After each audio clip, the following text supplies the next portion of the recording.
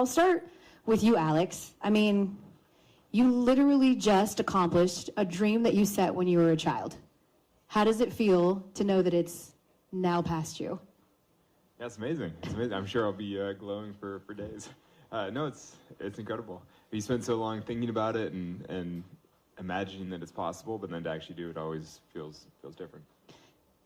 Anything about the weather delay yesterday that messed with your mentals at all or in your preparation? Like, how did you feel about the fact that you thought maybe you were going to be climbing and then it was pushed today? I mean, honestly, it's not that big of a change. It kind of makes it feel more like rock climbing. It's like it really feels like we've been here on a climbing expedition, climbing in the mountains, because with the weather swirling and the rain and the wind and everything, it basically feels like I just climbed a giant tower in the greater ranges. It makes the whole experience of coming to Taipei and climbing feel like a grand adventure. So, I mean, really that's just part of climbing, and that's totally fine with me. We spent a lot of time before the climb sort of walking through what we assumed would be some of the more challenging parts. Now that you've actually accomplished it, like, what to you was the most difficult part of the climb? I mean, I think for me personally, the biggest challenge was staying calm. I don't know, having the crowd, having the whole experience, having all the people around, it just makes it feel a little more intense. And so I think starting felt, I was a little more nervous getting off the ground. And then as I climbed, I relaxed more and more. I was like, oh, this is so fun. I mean, this is why I do it. It was incredible. It's interesting because we did say that, right? Like, you typically free solo, and like the emphasis on solo, you're alone. What was that like, having all of these people watching and sort of playing to them, but also not wanting to break your concentration? I mean, yeah, I think when I was leaving the ground, you're like, oh, it's kind of intense. There's so many people watching. But then honestly, they're all wishing me well. I mean, basically, it just makes the whole experience feel almost more festive. I'm kind of like, all these nice people are out supporting me and having a good time. It's a beautiful city. It's a beautiful day. Everyone's enjoying this experience. And so in some ways, I think the energy actually kind of bolstered me as well. Al did an incredible job with his instincts, really guiding the ship. He was the one that was in my ear, and there was a lot of moving parts. Really quick, though, on the camera part, because you kind of nodded when he's like, we want to make sure that the cameraman doesn't, like, drop something on Alex. That wouldn't be ideal. It's part of building that trust, being your friend, because it feels like you're sort of surrounded by friends on the camera crew. Yeah, for sure. I mean, there aren't that many high-angle camera people in the world, and so I am friends with many of them, most of them. But I would say that as James said, I mean, the entire team today was world-class. Like, everybody is the best at what they do. And I think that for me, it makes it easier to do my best when I totally trust the team and I know that they're all bringing their best as well. And so, I mean, that's kind of, to me, an ideal project like this. It does feel like an expedition where we all come to a place together, we all do our absolute best to execute to the best of our abilities. And, like, they're doing what they do really, really well, and I try to do what I do as well as I can. So I don't know, it's so great. What a nice day. What a nice day. What were you thinking? You summit, you get all the way to the top, you're at the top of the spire, and you've done it. Like, what was the first thing that flashed into your mind? I was like, what a view, it's incredible. I was like, what a beautiful day. It was very windy, so I was like, don't fall off the spire. I was like trying to balance nicely. But no, I was like, what an incredible position. And I mean, what a beautiful way to see Taipei. And it's nice because we've been here all week and it's been gray and rainy, kind of socked in. And today was just so perfect and you could see for miles, super clear. I was like, couldn't be a better time to be on the top of the spire, appreciating the position. We've talked a little bit about what still motivates you, and that's what the people want to know. They want to know what still motivates you at this point in your career. You clearly have nothing left to prove, to still take on really big objectives that push you outside of your comfort zone. Well, I think you just said it. I like objectives that are new for me, that are different, that are challenging in some way. I mean, really, I like a reason to stay motivated and to get up early and to train and to do something exciting. So, for me, I mean, a tower like this is so incredible. Like, literally from anywhere in the city, you look up and you're like, that looks amazing. And, particularly as a climbing objective, something I've never done before, something that's challenging for me in the right way, I was like, this is incredible. Can you clear something up for the folks that, are at home going, this was a stunt. Like, they came to him and they were like, hey, will you do this? And can you share with people, when climbing Taipei 101 fell into your purview and why you wanted to jump at this opportunity? Well, I mean, in general, I like to climb anything that looks cool that I'm allowed to. And so, I first saw Taipei 101 over 10 years ago and was like, wow, that's incredible for climbing. That would be amazing. But at the time, didn't get the opportunity to actually climb it. And And, at the time I thought about climbing it without permission, don't tell anybody. But I was kind of like, oh, I know I can do it and it would be amazing. Like, maybe I should. But then out of respect for the building and respect for all the people on the team who had allowed me access to look at it, I was like, well, obviously I'm not going to poach this. Like, I'm going to, respect the people and just see if it ever comes together. And so then for the project to come together more than a decade later, I'm like, oh, it's so great. What an opportunity. It's such a pleasure.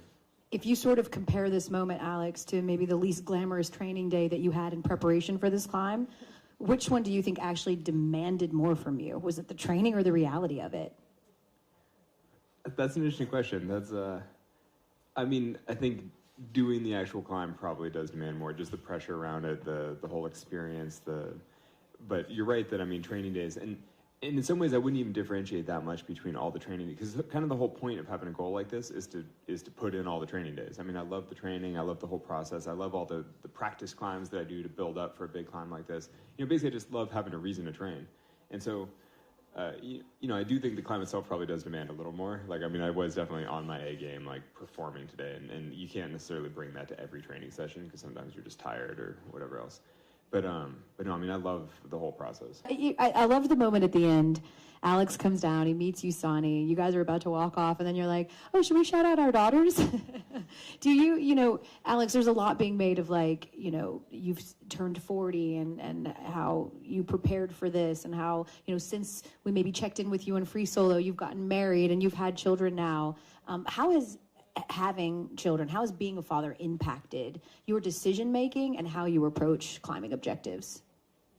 I spend a lot more time at home, obviously, because I'm with the family, and so I think that means that I'm more selective about projects and just make sure I choose the right projects and choose them for the right reasons. And I think, having a family hasn't diminished my love of climbing, but I just choose my objectives carefully and then train for them carefully and make sure I execute well. I guess, it hasn't. Having a family doesn't change who I am, doesn't change my passion for what I do. Sonny, has there been anything that he's floated as a potential climb that you're like, no? Definitely a few where you're kind of like, that's not sweet. Yeah, no, but those are more like personal projects, normally, like random things around the house and things that I want to just climb in the mountains. There's, hanging pictures in the house. I'm like, not in the house, but in our local area. That makes us a good team, I think. So may I just say that Taipei 101 is actually an incredibly family-friendly climbing objective, in so much as for most climbs, you go to some far-flung place, you don't have cell service, you're gone for months, you're living in a tent. Here we FaceTime the kids, we'll be home, we fly home tomorrow. I'm kind of like, it's pretty chill in the grand scheme of climbing objectives. Compared to going to the greater ranges, like the far-flung mountains of the world, and then being in, living on a glacier in a tent for a month. Yeah. Like, this is pretty civilized. Yeah. So, I think overall, this is way less time away from the kids, and it's kind of a great objective. There you go. I think the building has their new catchphrase, a very family-friendly climbing objective. Exactly. Should a new one want? No one else but Alex. Right, exactly. When I met with you at your house, Alex, in December, you mentioned to me that there used to be, maybe in the early 90s, like more people that would free solo, and those numbers have certainly declined. Do you have an idea or, I don't know, like a guess as to why we don't see people take that same risk that maybe we did in the early 90s in this space? Well, I think that's sort of a broader question around risk-taking and risk tolerance and things. And part of that, I think, is the climbing has become a lot more popular, but most people access it through gyms and cities. And so there's a little bit less of the adventurous spirit. And, there are plenty of people out still adventuring and climbing, but I think that there are far more climbers now, and most of them are accessing it from a totally safe environment. So, I don't know. But you could get into sort of cultural perception around risk-taking as much as you want, but I think that for whatever reason, people are maybe slightly more risk-averse right now than they were, say, 30 years ago when I started rock climbing. You very famously, after you free soloed El Cap, it was like, so what are you going to do? And you're like, I guess I'm just going to hit the hangboard a little bit. So now that you've just climbed a building, what you going to do, Alex? Honestly, I probably will actually do some kind of training either tonight or tomorrow morning because we're going to fly home, and so that's like a bunch of time resting on the plane, and when I get home, I've got a climb that I'd really like to do, and so I've got to be fit. Everybody's going to ask, what's the next, right? You've done this, what's next? It's got to go bigger. It's got to go. When you are sort of looking at the landscape and seeing what intrigues you, what's interesting, is it one of those let it come to you things? Do you actively go seek? How do you sort of let that process play out? No, I let it come to me. I mean, I always have projects around my house. I always have some kind of climb that I'm working on just because I love having a reason to get up and train. I mean, I love working on something. It's like the pleasure of striving, basically. But I think the big objectives, things like Taipei 101, to some extent, you just have to be striving all the time, training, and then let these things kind of happen as they happen.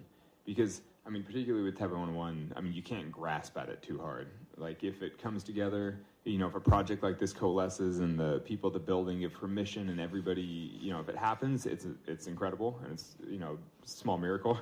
But you can't try too hard because you just never know when things like this will come together.